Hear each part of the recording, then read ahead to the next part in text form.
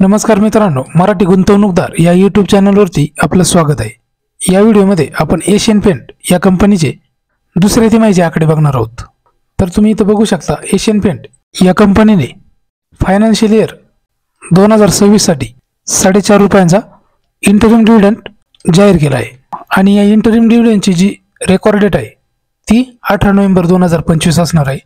म्हणजे या दिवशी ज्यांच्या नावावर शेअर्स असतील त्यांना हा डिव्हिडंड मिळणार आहे। त्यानंतर हा डिव्हिडंड शेअर होल्डर्सना 27 नोव्हेंबर 2025 नंतर दिला जाणार आहे। त्यानंतर एशियन पेंट या कंपनीचे आकडे तुम्ही जर बघितले तर ते आपल्याला करोडमध्ये बघायला मिळणार आहेत। तुम्ही सिक्वेन्स बघू शकता 9, 6, 9। एशियन पेंट या कंपनीने सप्टेंबर तिमाहीमध्ये टोटल रेव्हेन्यू जनरेट केला आहे 8,729 करोड।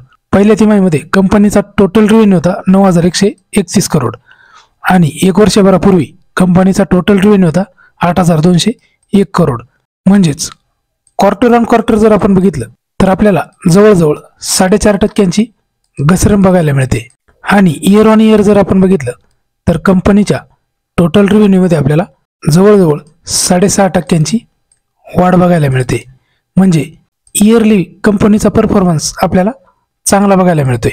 परंतु क्वार्टर ऑन क्वार्टर जर बघितलं तर कंपनीचा महसूल आपल्याला घटताना बघायला मिळतोय।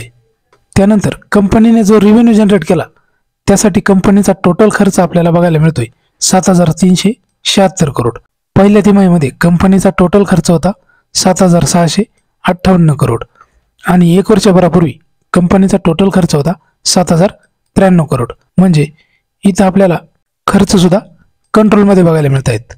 त्यानंतर सर्व टॅक्स आणि एक्सपेन्सेस वगैरे कट करून कंपनीचा नेट प्रॉफिट आपल्याला बघायला मिळते 1,018 करोड।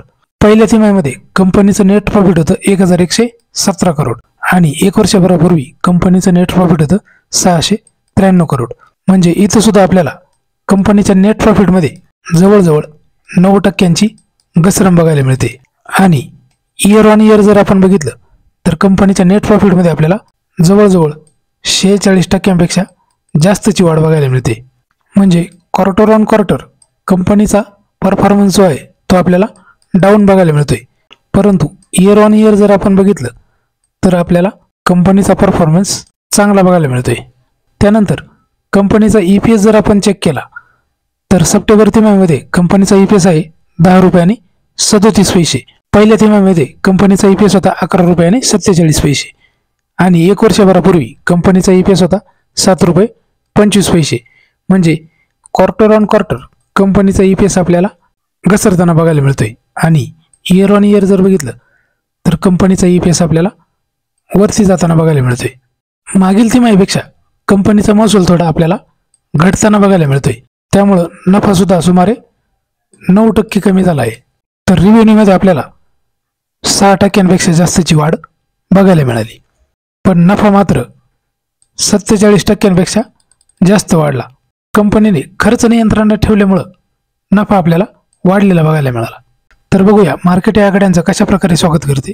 त्यानंतर कंपनीचा शेअर होल्डिंग पॅटर्न आपण जर बघितला तर सप्टेंबर तिमाहीमध्ये कंपनीच्या शेअर होल्डिंग पॅटर्नमध्ये कुठलाही बदल आपल्याला बघायला मिळत नाही, परंतु फॉरेन इन्व्हेस्टरने मात्र त्यांचा स्टेक इथं कमी केल्याचं बघायला मिळते 11.85, 11.64।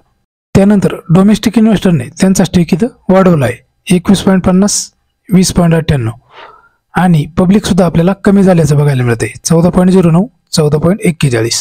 तर ही होती आपली एशियन पेंट या कंपनीची दुसऱ्या तिमाहीची माहिती। व्हिडिओ आवडला असल्यास लाईक करा, शेअर करा आणि चॅनलला सबस्क्राईब करा। भेटूया पुढच्या व्हिडिओमध्ये। धन्यवाद।